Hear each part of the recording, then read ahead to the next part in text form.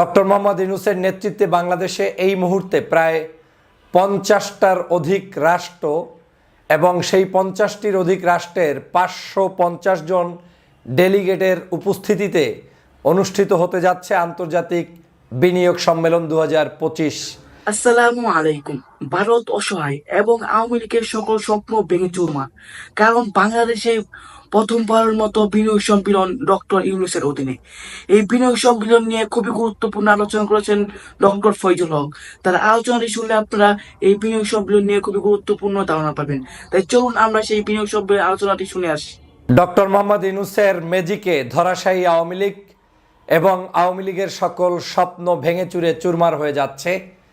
Doctor Mohammad ইউনূসের নেতৃত্বে বাংলাদেশে এই মুহূর্তে প্রায় ৫০টার অধিক রাষ্ট্র এবং সেই ৫০টির অধিক রাষ্ট্রের ৫৫০ জন ডেলিগেটের উপস্থিতিতে অনুষ্ঠিত হতে যাচ্ছে আন্তর্জাতিক বিনিয়োগ সম্মেলন ২০২৫। এই বিনিয়োগ সম্মেলনে ইতিমধ্যেই ডক্টর মোহাম্মদ ইউনূস আজকের বক্তব্য দিয়েছেন এবং এই বিনিয়োগ সম্মেলনটি ৪ দিনব্যাপী ঢাকাতে অনুষ্ঠিত হচ্ছে। হোটেল ইন্টারকন্টিনেন্টালে ইতিমধ্যেই এই সম্মেলন চলমান রয়েছে। আপনারা জানেন, দেশে এই প্রথম এত বড় আয়োজনে, এত বড় সুন্দর পরিবেশে, এত বড় আস্থা নিয়ে, ভালোবাসা নিয়ে এবং বিশ্বস্ততা নিয়ে আমাদের এই আন্তর্জাতিক বিনিয়োগ সম্মেলন অনুষ্ঠিত হচ্ছে। ৫০টা রাষ্ট্র, চারটিখানি কোনো বিষয় নয় যে ৫০টা রাষ্ট্রের বিভিন্ন বিনিয়োগকারী সংস্থা, ব্যক্তিবর্গ, তারা ৫৫০-এর অধিক মানুষ এই জায়গায় অংশগ্রহণ করছে রেজিস্ট্রেশন করে। এটা আমাদের বাংলাদেশের অর্থনীতির জন্য এক নতুন দিকপাল বলে আমি মনে করি। আপনারা জানেন, বাংলাদেশ বিনিয়োগ উন্নয়ন কর্তৃপক্ষ বিডার আহ্বানে এই সম্মেলন অনুষ্ঠিত হচ্ছে। একদিকে এই সম্মেলন অনুষ্ঠিত হচ্ছে, অন্যদিকে পার্শ্ববর্তী দেশ ভারতের মাথা নষ্ট, অন্যদিকে নরেন্দ্র মোদীর মাথা নষ্ট, অন্যদিকে শেখ হাসিনা আওয়ামী লীগের মাথা নষ্ট হয়ে গিয়েছে। তাদের মূল সমস্যাটাই ছিল যে কোনো মূল্যে ডক্টর মোহাম্মদ ইউনূসকে পরাস্ত করা যায় কিনা। যেখানে তাকে পরাস্ত করার কথা, যেখানে তাকে দেশ থেকে বিতাড়িত করার কথা, যেখানে ডক্টর মোহাম্মদ ইউনূসের বিরুদ্ধে ১৭০ অধিক ছোট বড় আন্দোলন এই গত কয়েক মাসে হয়েছে শুধু যমুনার সামনে, সেই জায়গায় ডক্টর মোহাম্মদ ইউনূস বীর দর্পে বাংলাদেশের অর্থনীতি চালিকা শক্তি হিসাবে এই দেশকে গঠন করার জন্য দিন রাত নির্লসভাবে চেষ্টা চালিয়ে যাচ্ছেন। আপনারা নিশ্চয়ই জানেন, চায়না সফর শেষ করে এসে এক রাত যেতে না যেতেই পরের দিন শুল্ক যে আমেরিকা আমাদের উপরে আরোপ করতে যাচ্ছেন, সেই শুল্কের উদ্দেশ্যে বিশেষ বৈঠকে তিনি মিলিত হয়েছেন, এমার্জেন্সি বৈঠকে। যে সবসময় ভাবছেন কি করে অর্থনীতি সুন্দরভাবে এগিয়ে নেওয়া যায়। এক কথায় তিনি ২৪ ঘন্টাই বাংলাদেশের মানুষের মুক্তির জন্য এখন লড়াই করে যাচ্ছেন, সংগ্রাম করে যাচ্ছেন। বাংলাদেশের বিজনেস পলিসিতে যে সামনের দিকে একটি সোনালী ভবিষ্যৎ, স্বর্ণালী যুগ অপেক্ষা করছে এবং এদেশের ব্যবসায়িক মানুষরা যে ডক্টর মোহাম্মদ ইউনূসের প্রতি কৃতজ্ঞতা জানাচ্ছে, আস্থা রাখছে, তা এই গত কয়েক মাসেই অনুমেয়। বিভিন্ন প্রান্তে আপনি কথা বলে দেখবেন, সবাই একই কথা বলবে, ইউনূসের উপরে আমাদের আস্থা রয়েছে, ডক্টর মোহাম্মদ ইউনূসকে আমরা এই ব্যবসা বাণিজ্য রাজনৈতিক স্থিতিশীলতার জন্য কামনা করি। আপনারা জানেন যে ঘটনাটি এখন ঘটতে যাচ্ছে, ৫০টা রাষ্ট্র এবং ৫৫০টা প্রতিনিধি এখানে উপস্থিত হয়ে যে বৈঠক করছেন, এই বৈঠকে তাদেরকে আস্থা দেওয়া হচ্ছে যে বাংলাদেশে কেন তিনি বিজনেস করবেন, ওই দেশের মানুষরা আমার দেশে কেন ইনভেস্ট করবে, আমাদের সুযোগ সুবিধা তাদেরকে কি দেওয়া হবে। আপনারা জানেন যে প্রত্যেক ব্যবসায়ী তারা চায় যে যে কোনো জায়গায় যদি তার ব্যবসা সফল হতে হয়, সবার আগে ওই দেশের নেতৃত্বের প্রতি তার আস্থা থাকতে হয় যে আমি যেখানে ইনভেস্ট করব সেখানে আমি নিরাপদ কিনা, আমার টাকাটা রিটার্ন আসবে কিনা, আমি সেখানে সাপোর্ট পাবো কিনা, নিরাপত্তাহীনতায় ভুগতে হবে কিনা। তো আওয়ামী লীগ যে চুরি চারামি করে গিয়েছে, সেই সময় তো বাংলাদেশের যত বিনিয়োগ আসতো সবই পার্সেন্টেজ, মানে টাকা পয়সা লোপাট করা ছাড়া আর কিছুই ছিল না। তো ডক্টর মোহাম্মদ ইউনূস এখন গ্লোবালি এমন একজন ব্যক্তি যিনি নোবেল লরিয়েট হিসেবে যেমন সম্মানিত, একজন অর্থনীতিবিদ হিসাবে সম্মানিত, একজন একেবারেই মানুষের কাছে গ্রহণযোগ্য সম্মানিত ব্যক্তি, যে মর্যাদাপূর্ণ ব্যক্তিত্ব থাকলে মানুষের কাছে সম্মানিত হওয়া যায়, তার ঊর্ধ্বেও একজন ব্যক্তি হচ্ছে ডক্টর মোহাম্মদ ইউনূস। এবং এটা বাংলাদেশের জন্য যে কত বড় নেয়ামত সেটা আপনাদেরকে বুঝিয়ে শেষ করা যাবে না। যেমন আপনারা জানেন যে সাম্প্রতিক সময় আমি যে বিষয়টা বলতে চেয়েছিলাম যে বাংলাদেশের বিরুদ্ধে এমন কোনো হীন কার্যক্রম নাই যেটা আওয়ামী লীগ করছে না, পার্শ্ববর্তী দেশও করছে না। তারা কিন্তু আমাদেরকে স্তব্ধ করে দিতে চেয়েছিল, কিন্তু ডক্টর মোহাম্মদ ইউনূসের পরিকল্পনায় দেশ কিন্তু এখন বিশ্বের কাছে, বিশেষ করে পররাষ্ট্রনীতিতে আমরা এমন সফলতা 53 বছরে কেউ দেখাতে পারে নাই। প্রত্যেকটি রাষ্ট্রের সাথে আমাদের এখন ভারসাম্য রক্ষা করে সম্পর্ক হচ্ছে, মানে আমরা কারো সাথেই কোনো সম্পর্ক করছি না আবেগে, কারো সাথে কোনো সম্পর্ক নষ্টও করছি না আবেগে। আমরা আমাদের আত্মমর্যাদা, আমাদের চাওয়া পাওয়ার উপর ভিত্তি করেই সম্পর্ক চলমান রয়েছে। ডক্টর মোহাম্মদ ইউনূস এসে পাকিস্তানের সাথে যেমন সম্পর্ক করছেন, চায়নার সাথে যেমন সম্পর্ক করছেন, ইউরোপ, আমেরিকা, মিডল ইস্টের সাথে সম্পর্ক করছেন, পার্শ্ববর্তী দেশ দাদাবাবুরাও বাধ্য হয়ে ডক্টর মোহাম্মদ ইউনূসের কাছে কুর্নিশ করে এসে এখন বসতে বাধ্য হচ্ছেন।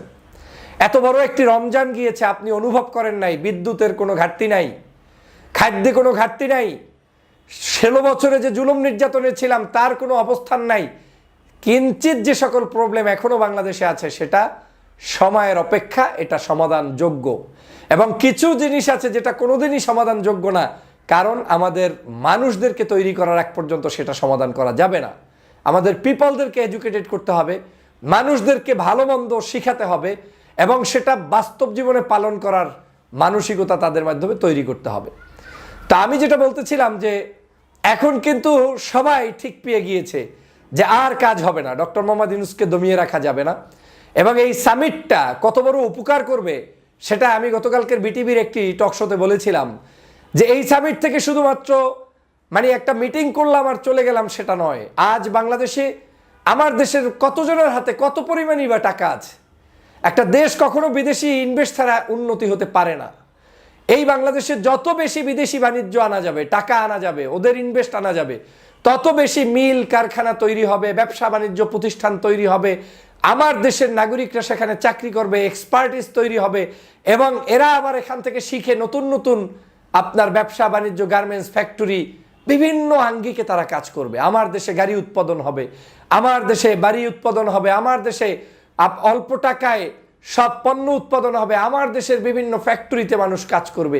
এটা এক অপূর্ণ সুযোগ।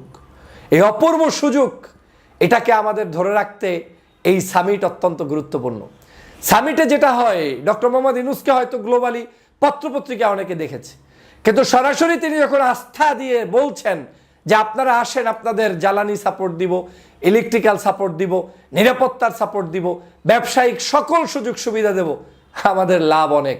ওই দেশ থেকে যখন টাকা ঢুকবে, এই টাকাটা আমার দেশে ডলার হিসেবে যখন ঢুকবে, আমার অর্থনীতির চাকা ঘুরে যাবে। দেখেন, সামান্য আমরা এই যে রেমিট্যান্স যোদ্ধাদেরকে অনেক সময় ছোট মনে করি, অথচ বাংলাদেশের অর্থনীতির মূল চালিকা শক্তি এই রেমিট্যান্স যোদ্ধারা, সিংহভাগ। এই টাকাগুলো শুধু কিচ্ছু না, আপনার টাকা আপনি একটু ব্যাংকিং খাতে বাংলাদেশে পাঠালেই সরকার খুশি হয়ে যায়। এই যে সামান্য উপকারটি আপনি করছেন, সেই উপকারে আজকের বাংলাদেশের অর্থনীতি চলছে, চালিকা হচ্ছে। অতএব যখন বিদেশি টাকাগুলো আমার দেশে ইনভেস্ট হিসাবে ঢুকবে এবং এই দেশে আমরা ভালো ভালো সব জিনিস তৈরি করতে পারবো, তখন স্বভাবতই আমার দেশের সকল ব্র্যান্ডের জিনিসগুলো আসবে। আমাদেরকে একটু সহনশীল হতে হবে। আমরা কখনোই আমাদের মধ্যে সীমাবদ্ধ রাখলে ব্যবসা বাণিজ্যে সফল হতে পারবো না। পৃথিবীকে উন্মুক্ত করে দিতে হবে আমাদের দেশের জন্য, পৃথিবীর সকল মানুষকে আসার সুযোগ করে দিতে হবে, তাদেরকে উন্মুক্তভাবে ব্যবসার সুযোগ করে দিতে হবে। যে কোনো আন্দোলন সংগ্রাম হলেই যাতে কোনো ব্যবসা প্রতিষ্ঠানের উপরে আঘাত না আসে, সে বিষয়টা আমাদের দেশের নাগরিকদেরকে নিশ্চিত করতে হবে। কারণ এন্ড অফ দ্য ডেতে ওই প্রতিষ্ঠানই আপনার রেজিকের ব্যবস্থা করছে, এন্ড অফ দ্য ডেতে ওই প্রতিষ্ঠানেই আপনি চাকরি করছেন, এন্ড অফ দ্য ডেতে আমার দেশের রাজনীতি যতই খারাপ ভালো থাকুক, ওই প্রতিষ্ঠানের টাকায় কিন্তু অর্থনীতি ঘুরবে। অতএব এটা আমাদেরকে মাথায় রেখে এগিয়ে যেতে হবে। তো সর্বশেষ যে কথাটা বলতে চাই সেটা হচ্ছে, ইউনূস সাহেবের যে বিশাল একটি ব্যক্তিত্ব, এই ব্যক্তিত্বের উপরে ভরসা করে এখন আমাদের অর্থনৈতিক চালিকা শক্তি সারা পৃথিবীতে ছড়িয়ে যাবে এবং এগুলো দেখে পার্শ্ববর্তী দেশ মাথা নষ্ট হয়ে যাবে। আওয়ামী লীগের স্বপ্ন ভণ্ডুল হয়ে যাবে এবং হয়ে গিয়েছে। আওয়ামী লীগ স্বপ্ন দেখেছিল যে আওয়ামী লীগ যে কোনো মূল্যে কামব্যাক করবে। আওয়ামী লীগ স্বপ্ন দেখেছিল ইউনূসকে পরাস্ত করবে।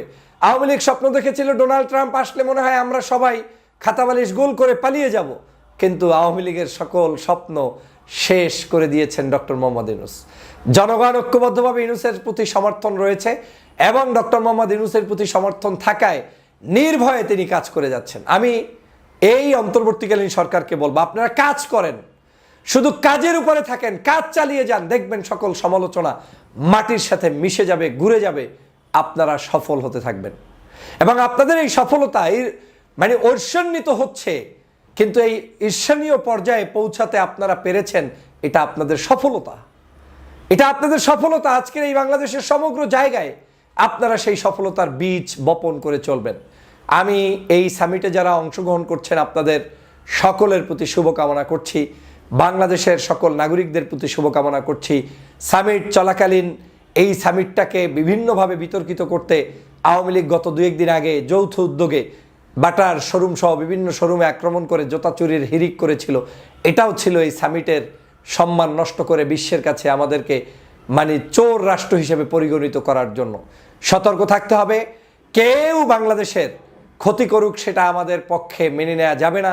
আপনাকে, আমাকে, আমাদেরকেই এই সকল ক্ষতিকর মানুষদের হাত থেকে দেশকে রক্ষা করার জন্য এগিয়ে যেতে হবে। যদি আপনি এগিয়ে না যান, আপনি যদি না দাঁড়ান, তাহলে এই বাংলাদেশের বিনিয়োগ বাড়বে না।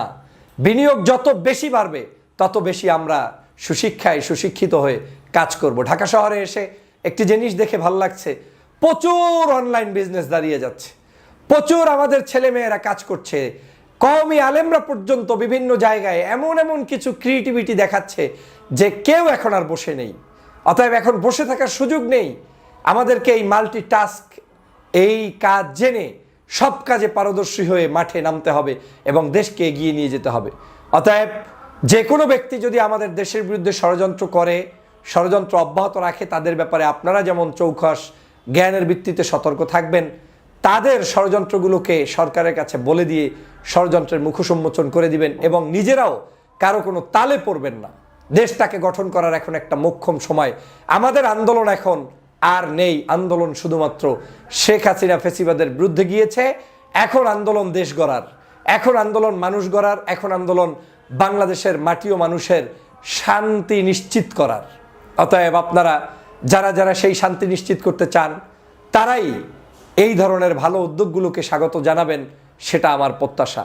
সবাই ভালো থাকবেন, সুস্থ থাকবেন। আল্লাহ হাফেজ। প্রিয় দর্শক, আপনারা সকলে সেই আলোচনাটি শুনেছেন। এই আলোচনাটি নিয়ে আপনাদের কি মন্তব্য অবশ্যই কমেন্ট বক্সে জানাবেন। প্রিয় দর্শক, বাংলাদেশে প্রথমবারের মতো এই বিনিয়োগ সম্মেলন, এই বিনিয়োগ সম্মেলনে বিভিন্ন দেশের মানুষ এসে আমাদের দেশের মানুষদেরকে খুবই খুশি করে যাচ্ছে।